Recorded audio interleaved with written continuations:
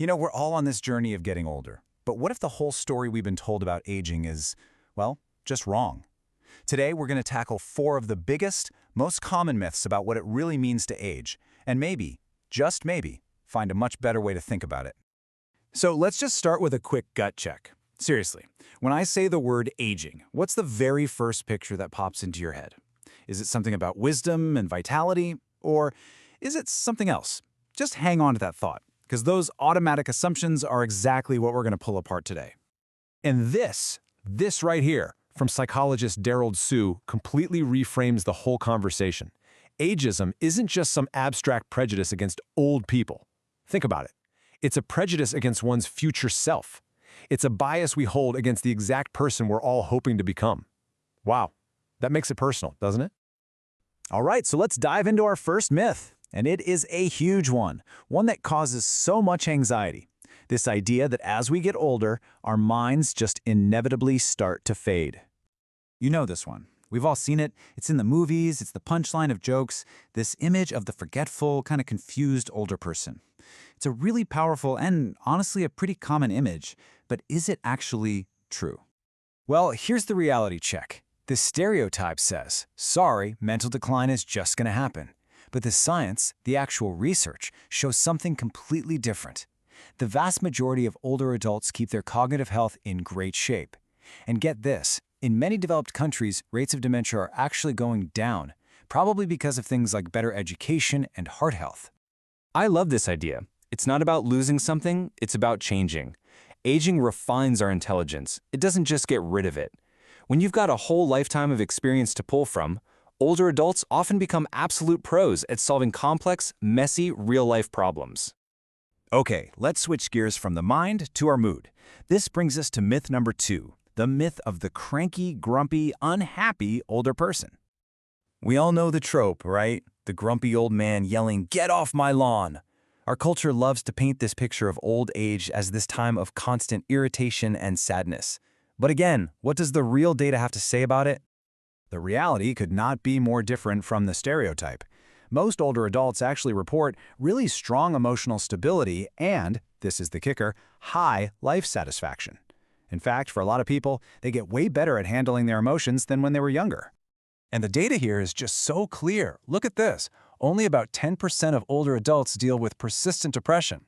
That means for the other 90%, that whole stereotype of the unhappy older person is just flat out wrong. It's the exception, not the rule. Okay, on to our third myth. And this one is less about the individual and more about society. It's this really damaging idea that as people get older, they stop contributing and just become dependent on everyone else. So the stereotype goes something like this. At some point, you just check out. You stop working, you stop creating, you stop being involved, and you basically become a drain on society's resources. But the reality? Well, it requires us to flip that whole idea on its head. Aging isn't the end of contributing, it's just a new chapter of it. It's a continuation, not a full stop. And the proof is literally everywhere. I mean, just look at the business world. More than half of Fortune 500 CEOs are over 55. And how about innovation? You might think it's a young person's game, but research shows the most successful startups are usually launched by founders in their mid-40s and beyond. They bring that crucial experience to the table. And now for our fourth and final myth. This is one that's often kind of whispered about, but it's deeply woven into our culture. The idea that romance and intimacy just have an expiration date. The story we're often told is that passion, romance, physical connection, that's all for young people. And after a certain age, that chapter of your life just closes. But that's just not how we work as human beings. The need for connection, for emotional closeness, for touch, that doesn't just go away. It continues to be a vital, nourishing part of our well-being at every single stage of life. And this data might really surprise you. When adults aged 70 and over were asked if a satisfying sexual relationship was important to them, well, the answers were pretty clear. That first bar shows that a full 80% of men said yes, and for women, it was 39%. That desire for connection, it really doesn't just vanish. So we've just spent some time tearing apart these 4 big myths. But just knowing that something is false, that's only half the battle. The real work is in building a new story. A truer and frankly, a much more empowering story of what it means to grow older. I just love this quote because it captures that new narrative so perfectly.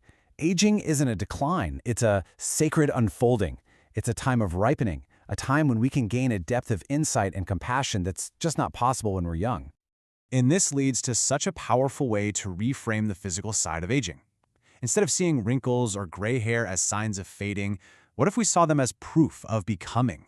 Each line tells a story. Each one marks a chapter in a life that has been fully lived. Which, of course, brings the question right back to you. Now that we've looked beyond these myths, how will you choose to rewrite your own story of aging?